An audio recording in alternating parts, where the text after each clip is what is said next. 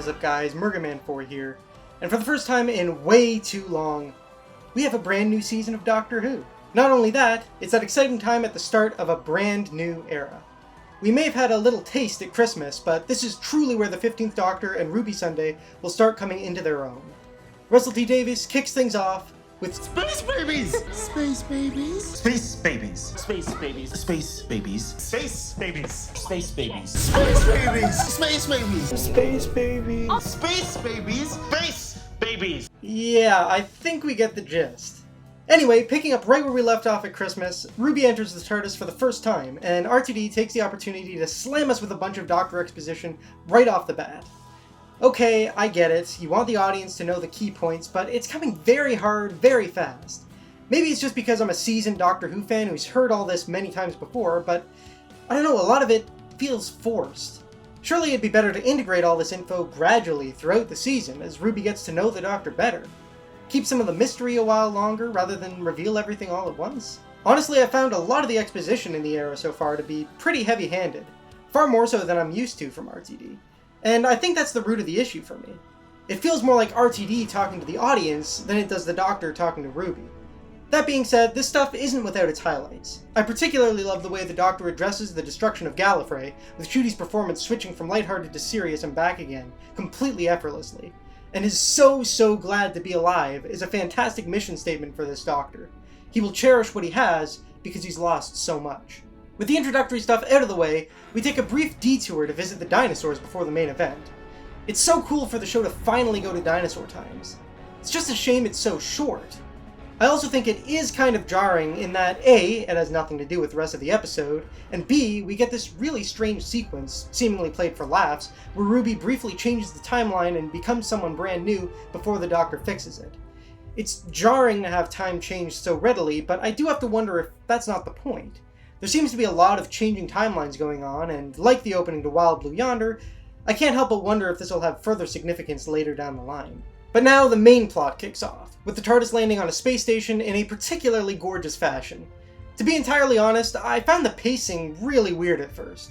I think I would have honestly preferred to have lost the dinosaur stuff and just spent more time on the spaceship, with the Doctor and Ruby poking around and building up the mystery before encountering the monster.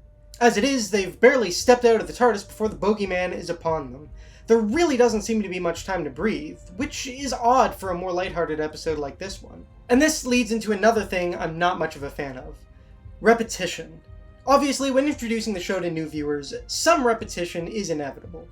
But especially with RTD returning to the show, the thing I wanted most was for his new era to be a significant departure from his first.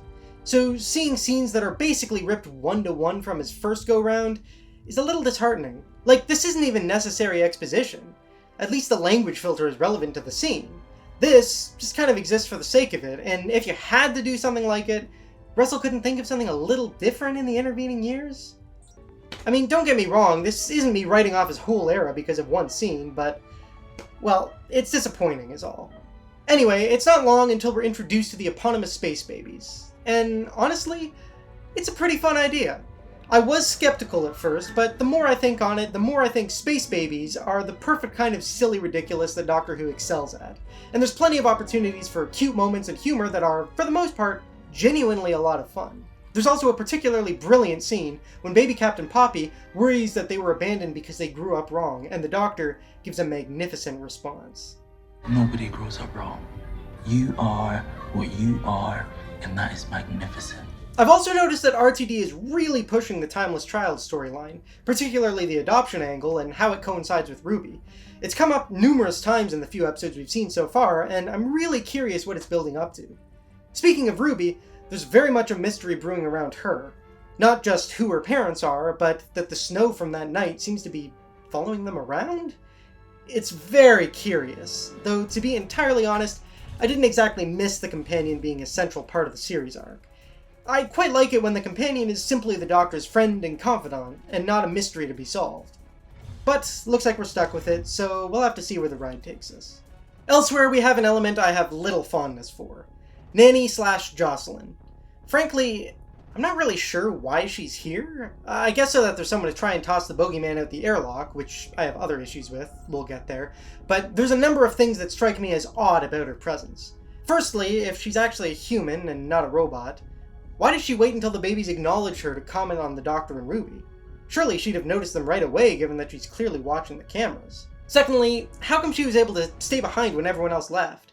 It'd be one thing if she was the only one willing, but in the logs we see, it's clear that nobody else agreed with the decision to abandon the station either. Thirdly, she doesn't even provide any vital information so the Doctor and Ruby can solve the mystery and save the day. Certainly nothing that a computer couldn't have told them. I just don't think her character added anything of value to the episode, and perhaps the runtime spent on her could have been more effectively used elsewhere. I also can't talk about this episode without talking about the Bogeyman itself.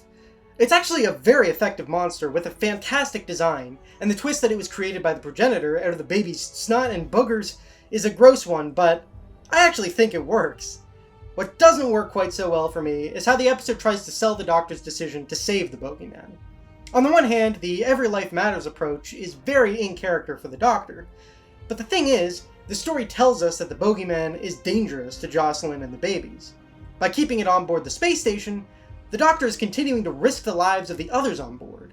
The only way this isn't true is if the Bogeyman is actually harmless and just looks scary, which I think would have been a perfectly fitting twist and gone hand in hand with this sort of ending, but we never get a moment like that. The story wants us both to believe that it's a dangerous creature that could kill everyone on board, and that the babies and the Bogeyman can live in harmony with each other. Unless the implication is that the Bogeyman is to live out the rest of its days stuck in the airlock, which also doesn't seem all that fair on the monster. Basically, I think it's quite a messy solution that leaves far more questions than answers. In fact, I suppose you could say it's a messy solution in more ways than one. I'm gonna let it rip.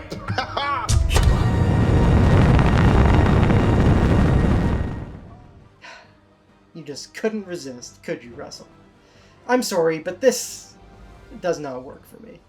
The burping bin from Rose? That's funny. This isn't. And begs the question, why doesn't the Doctor just take them all in the TARDIS, like he suggested earlier in the episode? Oh well. So I think it's fair to say that Space Babies is a bit of a mixed bag for me. And honestly, I can't really say I'm surprised. RTD's strengths have never been his opening episodes, in my opinion. So I come away underwhelmed, but not exactly disappointed, if that makes sense. The episode isn't without its merits, but in an effective season premiere, it is not. Though how much of that is colored by me being a pre-existing fan, I'm not entirely sure. Either way, I won't be in a hurry to give Space Babies a rewatch. It's very comfortably a 6 out of 10 for me. But before I go, why not do a quick premiere ranking? Though for simplicity's sake, let's just stick to the modern series. With that, we have Space Babies in 13th out of 14. Yeah, like I said, not the biggest fan of RTD's premieres. Luckily, he has another stab at things next episode with the Devil's Cord. And without spoiling too much, let's just say I'm glad it was a double episode premiere. But those are my thoughts on Space Babies. Please let me know what you thought down in the comments below. And with that, Murgaman4, over and out, and I'll see you shortly with my review of the Devil's Cord.